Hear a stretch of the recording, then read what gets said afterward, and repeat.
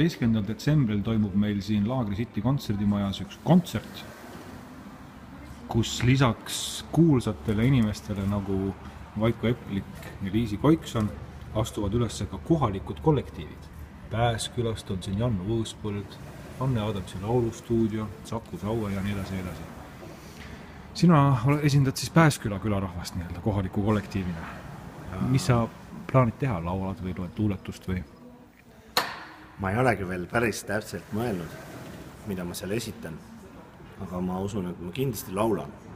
Sellepärast, et kui üks mees laval laulab, siis see pidi alati olema väga liigutav ja hinge kosutav. Ma olen mees ja oskan laulda ka, nii et ma laulan.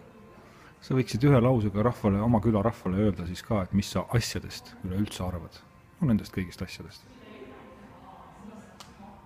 Praegu? Ei, siis pärast. Kui tuled.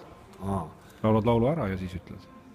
No, ma usun, et ma ei jätta tõesti nagu ütlemata sellepärast, et mul neid mõtteid ka tegelikult vahest tekib pähe ja ma usun, et läheme teeme mõnusa jõulu olemise ja teeme terava jõulu ütlemise ka siis minu poolt, mis ma asjadest arvan.